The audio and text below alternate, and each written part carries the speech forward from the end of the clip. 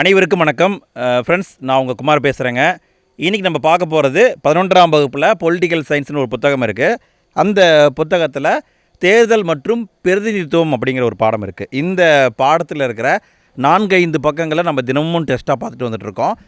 முந்தைய வீடியோவில் முதல் ஒரு 4 பக்கத்தை பார்த்தோம். இந்த வீடியோவில் அதுக்கு அடுத்து இருக்கிற ஒரு 4-5 பக்கத்தை பார்க்க போகிறோம். இந்த தேர்வுக்கான பகுதியை நான் ஆல்ரெடி டெலகிராம் குரூப்பில் அனுப்பிட்டேன்.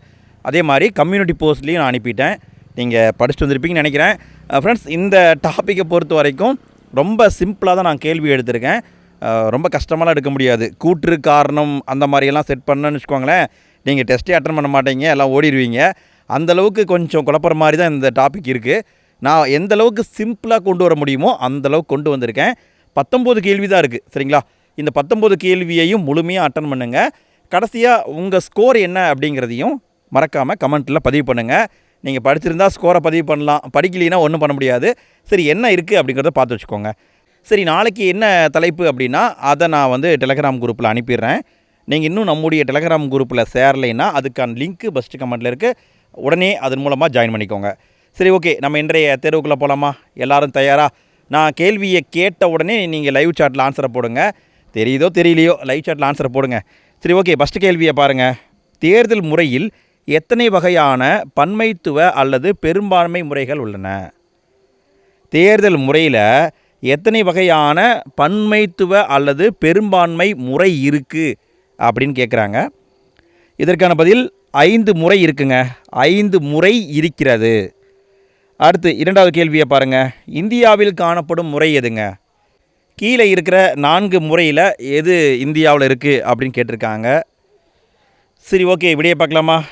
இதுக்கான பதில் முதலில் நிலையை கடந்து செல்லுதல், FPTP அப்படிங்கிற முறை தான் இந்தியாவில் இருக்குது. முதலில் நிலையை கடந்து செல்லுதல் இதுதான் இந்தியாவில் இருக்குது. அடுத்து 3வது கேள்வியை பாருங்கள். முதலில் நிலையை கடந்து செல்லுதல் இந்த முறைகள் அடிப்படையில் எந்த நாட்டில் காணப்பட்டன? அதாவது என்ன சொல்ல வர்றாங்கன்னா, முதல்ல எந்த நாட்டில் உருவாச்சுன்னு கேட்குறாங்க. இந்த முறையானது முதல்ல எந்த நாட்டில் உருவாச்சு? இந்தியாவில் இந்த முறை தான் இருக்குது. இதுக்கான பதில் இங்கிலாந்து நாட்டில் உருவாகியிருக்கு. முதலில் நிலையை கடந்து செல்லுதல் உருவான நாடு இங்கிலாந்து. அடுத்து 4வது கேள்வியை பாருங்கள். அரசியல் கட்சிகளே இல்லாத அல்லது பலவீனமாக உள்ள நாடுகளில் காணப்படும் முறை. அரசியல் கட்சியே இல்லைன்னா அந்த நாட்டிலையும் இருக்கும். பலவீனமான நாடாக இருந்தால் அங்கேயும் இருக்கும். எந்த முறை இருக்கும்? இதுக்கான விடை தொகுதி வாக்கு முறைங்க. BV அப்படிங்கிற முறை. இந்த முறை தான் அரசியல் கட்சியே இல்லைனாலும் சரி அல்லது பலவீனமான நாடாக இருந்தாலும் சரி அங்கே இருக்கும். அடுத்து 5வது கேள்வியை பாருங்கள். தேசிய சட்டமன்ற உறுப்பினர் தேர்வுக்கும் குடியரசுத் தலைவருக்கான நேரடி தேர்தலுக்கும் உலகம் முழுக்க பயன்படுத்தப்படும் முறை. தேசிய சட்டமன்ற உறுப்பினர் தேர்தல் அதிலையும் பயன்படுத்துகிறாங்க. குடியரசுத் தலைவருக்கான நேரடி தேர்தல் இந்த முறைக்கெல்லாம் பார்த்திங்கன்னா உலகம் முழுக்க இந்த மெத்தடை தான் பயன்படுத்துகிறாங்க. எந்த மெத்தடை பயன்படுத்துகிறாங்க? இதற்கான விடை இரு சுற்று முறை, TRS முறைன்னு சொல்லுவாங்க. இந்த முறையை தான் பயன்படுத்துகிறாங்க, இரு சுற்று முறை. அடுத்து 6வது கேள்வியை பாருங்கள். முன்னுரிமை வாக்கு என அழைக்கப்படும் முறை எது? எந்த முறையை முன்னுரிமை வாக்குன்னு அழைக்கிறாங்க? ஓகே, இப்படியே பார்க்கலாமா? மாற்று வாக்கு முறை, AV முறை. இந்த முறையைத்தான் முன்னுரிமை வாக்கு அப்படின்னு அழைக்கிறாங்க. அடுத்து 7வது கேள்வியை பாருங்கள். பல வேட்பாளர்கள் மொத்தமாக பெற்ற வாக்குகளை மாற்றுவதன் மூலம் ஒட்டுமொத்த விருப்பமும் இணைக்கப்படும் முறை. ஒரு தேர்தல்னால் பல்வேறு விதமான வேட்பாளர்கள் நிற்பாங்க. ஒவ்வொருத்தரும் ஓட்டு போடுவாங்க. அந்த ஓட்டுகளை மொத்தமாக ஒருத்தருக்கு மாற்றும் முறை என்ன? இதுதான் கான்செப்டு.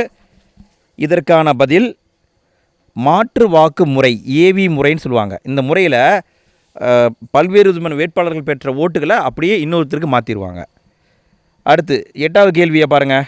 மாற்று வாக்கு முறை காணப்படும் நாடுகளில் தவறானது.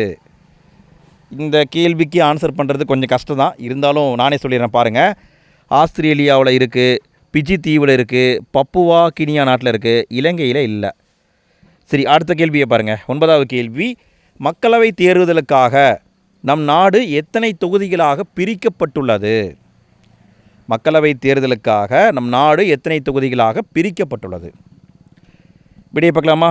543 தொகுதியை பிரிச்சிருக்காங்க. கூடுதலாக 2 தொகுதி இருக்கும். என்னென்னு பார்த்தீங்கன்னா, ஆங்கிலோ இந்தியருக்காக ஒதுக்கியிருப்பாங்க. அது இப்போ இல்லை, அதை நீக்கிட்டாங்க. இப்போ பார்த்தீங்கன்னா 543 பேர் தான் இருக்காங்க.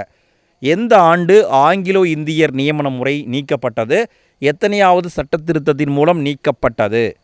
இது தெரிஞ்சதுன்னா மறக்காமல் கமெண்ட்டில் பதிவு பண்ணுங்கள். எத்தனை பேர் அப்டேட்டில் இருக்கீங்கன்னு பார்க்கலாம். அடுத்து 10வது கேள்வியை பாருங்கள். முதல் வரையறை ஆணைய சட்டம் கொண்டு வரப்பட்ட ஆண்டு. முதல் வரையறை ஆணைய சட்டம் கொண்டு வரப்பட்ட ஆண்டு எது? இதற்கான விடை 1952 கொண்டு வந்தாங்க. முதல் வரையறை ஆணைய சட்டம் 1952 கொண்டு வரப்பட்டது. அடுத்து 11வது கேள்வியை பாருங்கள். இரண்டாவது வரையறை ஆணைய சட்டம் கொண்டு வரப்பட்ட ஆண்டு. இரண்டாவது வரையறை ஆணைய சட்டம் கொண்டு வரப்பட்ட ஆண்டு 1963ங்க. நல்லா கவனிங்க. ஃபஸ்ட்டு 52, இரண்டாவது 63. கிட்டத்தட்ட பார்த்திங்கன்னா ஒரு 11 வருஷம் கழித்து கொண்டு வந்திருக்காங்க. அடுத்து 12வது கேள்வியை பாருங்கள். மூன்றாவது வரையறை சட்டம் கொண்டு வரப்பட்ட ஆண்டு. மூன்றாவது வரையறை சட்டம் கொண்டு வரப்பட்ட ஆண்டு. லைவ் சாட்டில் ஆன்சரை போடுங்க ஃப்ரெண்ட்ஸ். தெரியுதோ தெரியலையோ ஆன்சர் பண்ணி பழகுங்க. அப்போ தான் எக்ஸாமில் ஸ்பீடாக ஆன்சர் பண்ண முடியும். எக்ஸாமில் நீங்கள் படித்ததெல்லாம் வரும்னு சொல்ல முடியாது. அங்கே நிறைய கேள்வி படிக்காது தான் வரும். எந்த அளவுக்கு உங்கள் ஸ்கில்லை நீங்கள் டெவலப் பண்ணிக்கிறீங்களோ அந்தளவுக்கு வேகமாக ஆன்சர் பண்ணுவீங்க. லைவ் சாட்டில் ஆன்சரை போடுங்க. அதே மாதிரி வீடியோவுக்கு லைக் போட்டிங்களா?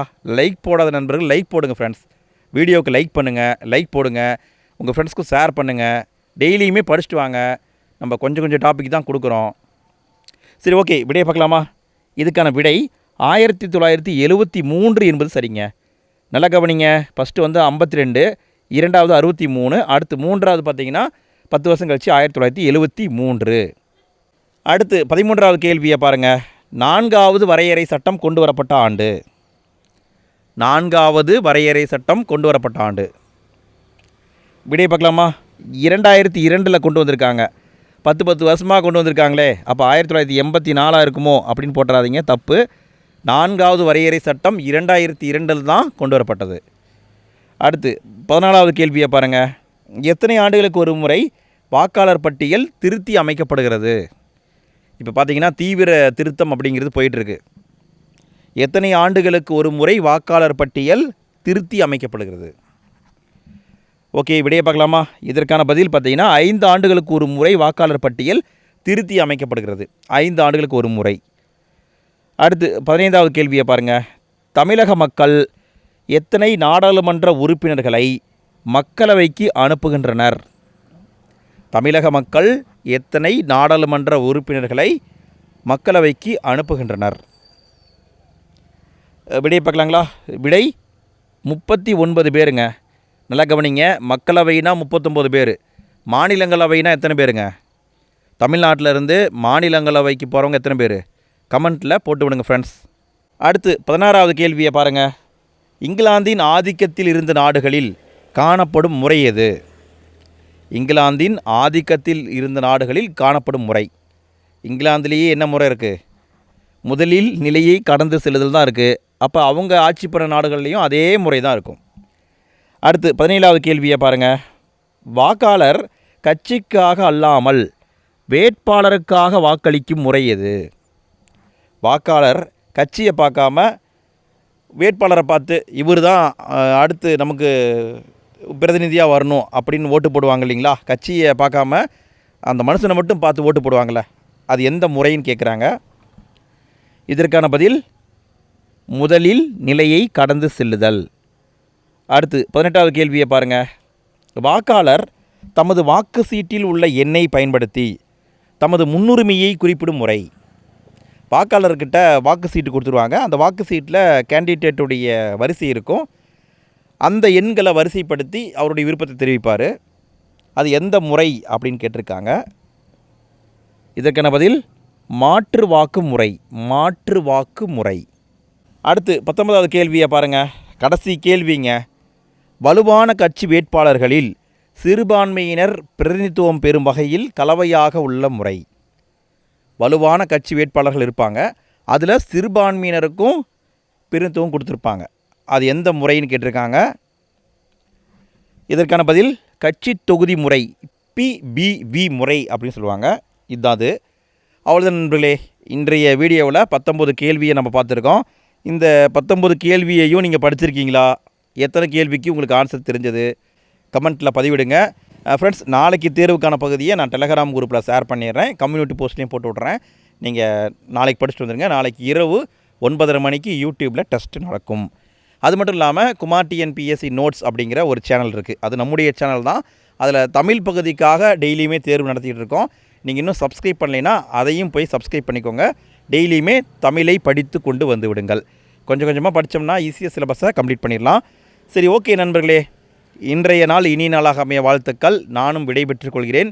நீங்களும் சென்று ஓய்வெடுத்துக் கொள்ளுங்கள். நாளைக்கு இரவு 9:30 மணிக்கு நம்ம வீடியோவில் சந்திப்போம்.